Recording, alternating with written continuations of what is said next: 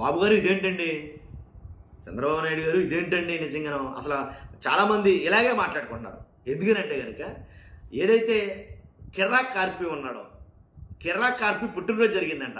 ఆ సెలబ్రేషన్స్ చంద్రబాబు నాయుడు గారి దగ్గరే కాబట్టి చంద్రబాబు నాయుడు గారు ఆయన కేక్ తినిపిస్తున్నారు కాబట్టి ఆ పుట్టినరోజు కార్యక్రమాల్లో చంద్రబాబు నాయుడు గారి దగ్గరే వీళ్ళు ఇల్లు చేసుకోవడం చాలా బాగా అనిపించింది.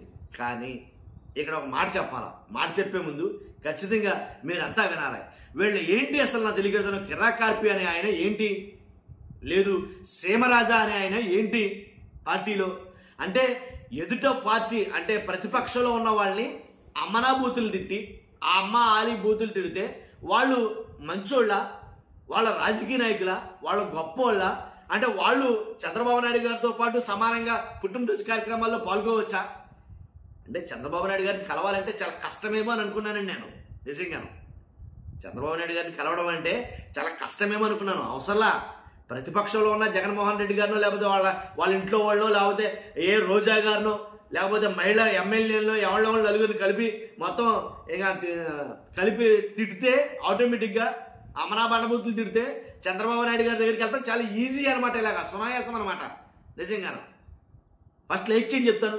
లైక్ చేస్తే ఎక్కువ మందికి విషయం ఏంటో చేరుతుంది, ఈ ఇన్ఫర్మేషన్ ఎక్కువ మందికి పాస్ అవుతుంది.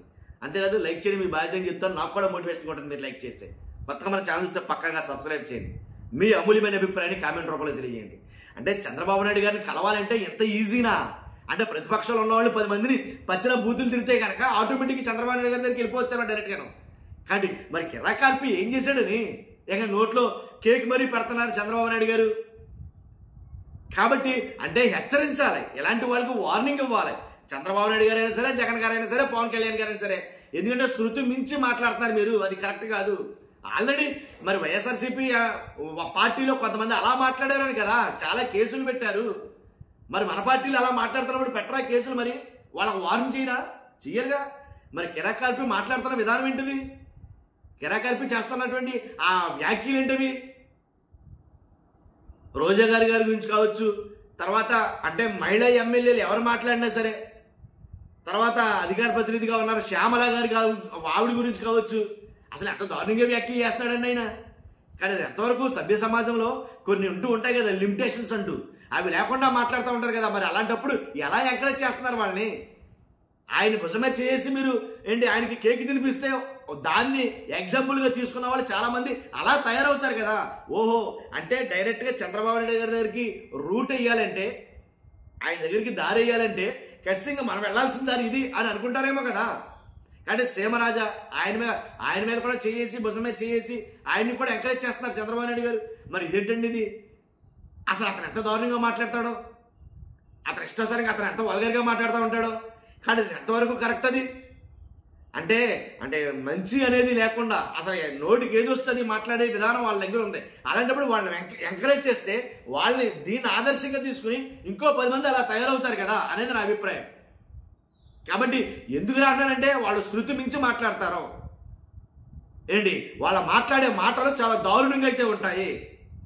కాబట్టి ఇది ఎంతవరకు కరెక్టో నాకు అర్థం కాల. కాబట్టి రీసెంట్గా జరిగినట్టుందండి పుట్టినరోజు, నిన్న 2 రోజుల కిందట. ఆ పుట్టినరోజుకి ఆయన వెళ్ళారు, ఆయనతో పాటు వాళ్ళ ఫ్యామిలీ వెళ్ళినట్టున్నారు. వెళ్తే చంద్రబాబు నాయుడు గారు కేక్ తినిపిస్తున్నారు ఆయనకి. కానీ మరి ఏమని చంద్రబాబు నాయుడు గారి దగ్గర ఆయన ప్రజెంట్ చేసుకుని ఉంటాడో, నేను పలానా ఒకవేళ టీడీపీలో పలానా పదవి ఏమన్నా ఉందా, లేకపోతే టీడీపీ కార్యకర్తనా, లేదా టీడీపీ పొలిటీషియన్ యాక్టివిస్టా, ఏంటి అసలు ఆయనకి ఏంటంటే ఒకటి వైఎస్ఆర్సీపీ వాళ్ళని పచ్చి బూతులు తిడతా ఉంటాడు. బూతులు కాకపోయినా అలా అర్థం వచ్చేటట్టుగా మాట్లాడతాడు. ఏంటి వ్యంగ్యం మాటలు, గౌరవం లేకుండా మాట్లాడతాడు. కాబట్టి ఎవరినైనా సరే అసభ్య పదజాలంతో దూషిస్తూ ఉంటాడు. కాబట్టి అదేనా అతని క్రెడిబిలిటీ, అదేనా అతనికి ఉండేటటువంటి ఐడెంటిటీ? దానివల్లేనా చంద్రబాబు నాయుడు గారు ఎంగనో పిలిచి మరీ కేక్ కూడా తినిపిస్తున్నారు? అంత అలాగా పర్మిషన్ ఇచ్చి మరీ కేక్ కూడా తినిపిస్తున్నారు దానివల్లేనా? కాబట్టి ఒక్కసారి ఆలోచించాలి మనం. ఎందుకంటే ఇలాంటి వాళ్ళని ఎంకరేజ్ చేయడం తప్పని నేను అంటాను. ఎందుకంటే నోటికేది వస్తుంది మాట్లాడడం, అబ్యూజ్డ్ వర్డ్స్. కాబట్టి అంటే ఇప్పుడు మాట్లాడకపోవచ్చు రీసెంట్ వీడియోల్లో, ఎందుకంటే కొద్ది గొప్ప జరగబోయేది ఏంటో గెస్ చేస్తున్నారు. కాబట్టి ఇంతకు ముందు అయితే మరి దారుణంగా టూ మచ్గా మాట్లాడేవాడు ఆయన. ఒక మహిళ అని కూడా చూడకుండా, లేదా ఒక మాజీ ముఖ్యమంత్రి అని కూడా చూడకుండా ఆయన చాలా వ్యాఖ్యలు అయితే చేస్తూ ఉంటాడు. కాబట్టి అదండి జరుగుతుంది. ఏమోలే, ఎవరెవరికి ప్రసన్నం చేసుకోవాలంటే ఎవరిని ఏం చేయాలనేది ఏంటో నాకు అర్థం కాదు. కానీ ఇదైతే నాకెందుకునో సహించాలి. ఓకే, చూస్తున్నా మీరందరూ మీ అభిప్రాయం ఏంటో కామెంట్ రూపంలో తెలియజేయండి. ఫస్ట్ అయితే లైక్ చేయండి. Thank you very much.